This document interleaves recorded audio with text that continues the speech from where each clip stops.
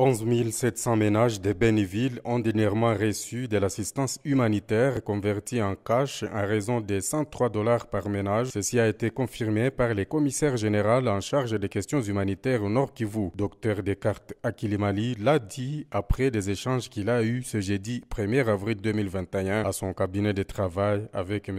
Erwan Rumen, chef de bureau du PAM, Programme alimentaire mondial basé à Goma. Ce dernier a révélé aux représentants de l'autorité provinciale qu'en avril courant, 128 000 personnes des zones de santé de Masereka et Mabalako bénéficieront à leur tour de ces cash en raison de 15 $ par personne, une assistance du PAM, comme le confirme ici le commissaire général Descartes Akilimali, tout en remerciant ce partenaire. Aujourd'hui, nous enregistrons déjà dans la ville de Béni 11 700 ménages qui viennent d'être assistés par les cash de 103 $ par ménage.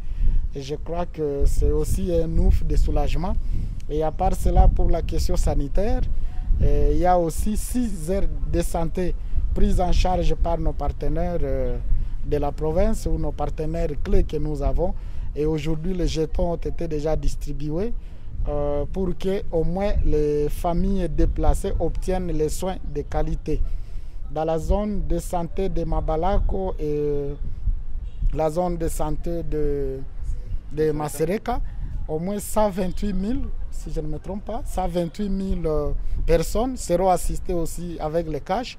Et la chose qui m'a beaucoup plus intéressé, c'est de voir que PAM, en tout cas, est entré plus à profondeur. Outre les questions humanitaires, Dr Descartes Akilimali a aussi été informé de la confusion qui s'est passée à Butembo les 48 dernières heures autour de la cargaison du PAM.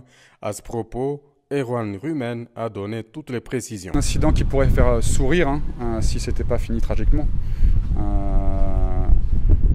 Ce qui peut faire sourire, c'est la confusion et peut-être la méconnaissance. On en parlait avec monsieur le commissaire de comment travaille le PAM en général ou de nos principes. Donc, ce qui m'a été rapporté, c'est que donc, on a effectivement le camion d'un transporteur privé qu'on avait donc commandité pour amener 10 tonnes de haricots de Goma à Bunia.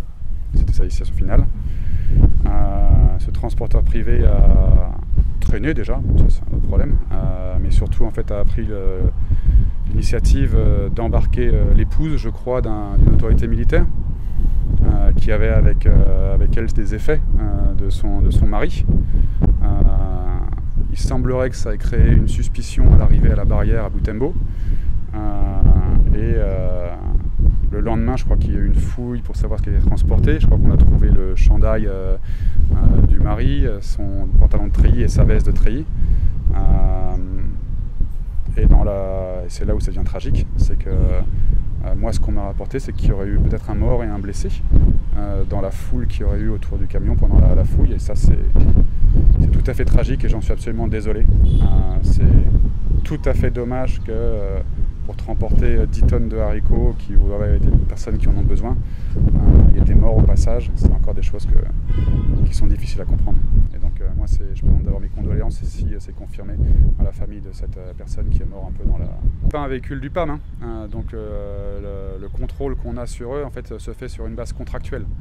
Donc dans les contrats, il est évidemment stipulé que la seule chose que les transporteurs qui travaillent à notre profit peuvent transporter, c'est les biens, nourriture du PAM, qui d'ailleurs appartient au gouvernement congolais.